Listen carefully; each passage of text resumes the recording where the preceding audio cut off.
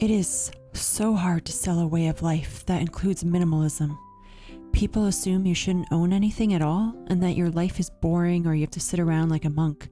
In actuality, it's an opportunity, a way to spend more time together with my family, a way to embrace the people that I love, a way to enjoy the nature around me, and a way to notice things that I may have missed out on if my face had been stuck in a phone all day.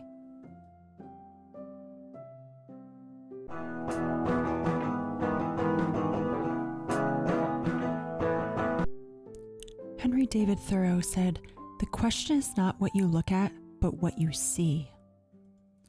I look at a lot of things, but I'm not actually seeing everything, and I need to change that more. He also said, "You must live in the present, launch yourself on every wave, find your eternity in each moment. Fools stand on their island of opportunities and look toward another land. There is no other land. There is no other life but this."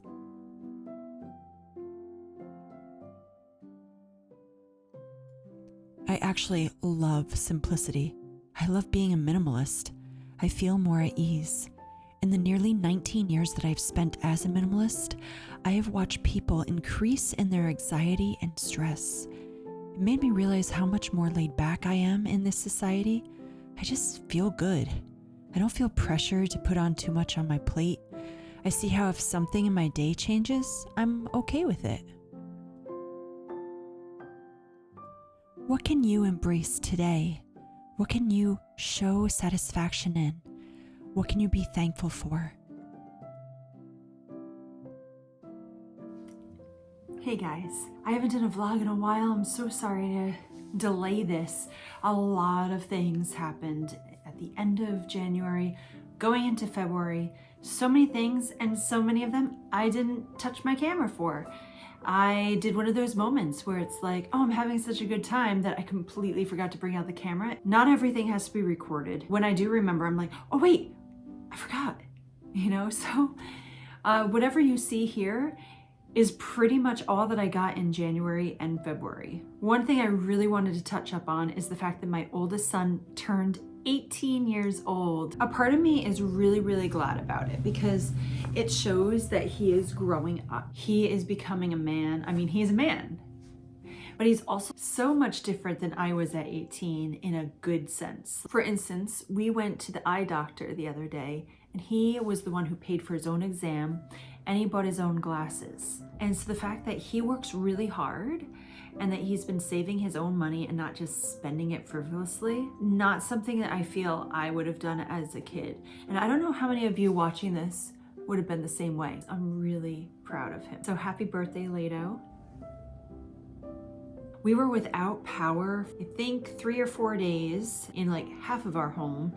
And then today the power's gone off 4 times. I finished a book today, Winter People. It was very interesting. It was different than a lot of books that I read. It's supposed to be like horror. I don't like horror. It wasn't typical horror, so I'm really glad about that. But it had perspectives from 3 different people that all were intertwined in some way. One of them is someone that was writing a journal in, I think, 1908.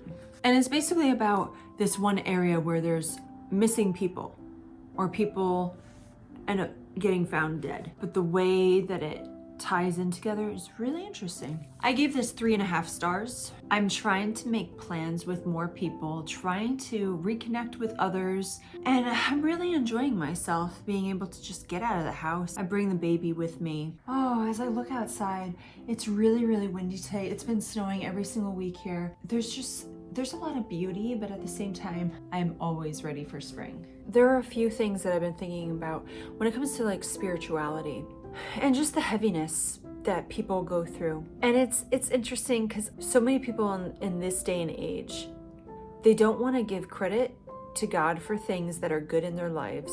When things go wrong, they want to blame God for those things. The world has sin and it has evil, and there will always be such things.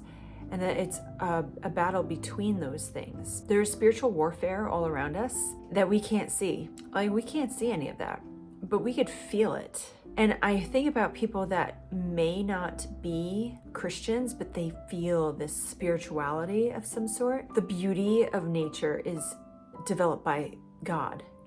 But instead we want to say, well, God's a fairy tale, yet we want to believe in fairies. So it's just interesting when I see such dynamics played out. People that want to believe in these beautiful created stories that God gave us the creativity to make and to come up with, and how cool that is. But how when it comes to actually giving God any significant glory, we want to push him away and we want to say, no, God's not real and it's a made-up story, and God truly does so much for us. We have to decide for ourselves based off of that. So there are things that God does for us. There are things that we do for us. There are things that God lets us decide to do. It's like, so tying in with the fact that my child is an adult. I have raised him the best I can. I have taught him the best I can. But he has to make his own choices. He has to decide things. I can't do every single thing for him. Parents can only do so much. God could do whatever. He lets us decide. He's not just like out there ignoring us. Does he let us go through hard things to learn lessons? I mean, he doesn't want us to, but he allows us to. So when they go through things such as like addiction problems, does he want them to be going through that? No. Does he want to see people suffering? No. He hates that. But people want to make it seem like, how could God allow suffering to happen? And he hates it. If you go to when Jesus, his friend Lazarus died, he sobbed his eyes out. Yes, Lazarus came back. He brought him back from the dead. Does he do that with everyone? No. But that's how difficult it was for him to have to suffer the pain of the loss of his friend. I've gone through that suffering. It's not easy. It's not fun. You want them back as much as you can. But there is a process that we have to grieve. But do we blame God for that? That's your choice. Should we blame God for it? No, because sin exists. And when there is sin, there is hardship. When there is sin, there is struggle. When there is sin, there is death. But God, he hopes that we will make the right decisions, and that when there are these things, that will cling to him through it, or if we go through these hard things, that will come back to him. And it makes me sad for any time that I've rejected him, because I know what it's like to be rejected. That's not nice. It's not a nice feeling. So I can imagine how when we put down God and we blame God, how we are bullying him, and we want to make it seem like, oh, but there is no God. Like, I have seen his miracles. I have felt his presence. I have been able to witness things I never thought I would. I hope you have a wonderful rest of your February. Maybe I'll have a better vlog next time where there will be less talking, more visual. But because I have been out doing so much, I haven't had the time to really work on these as much as I want to. So I wanted to put something out.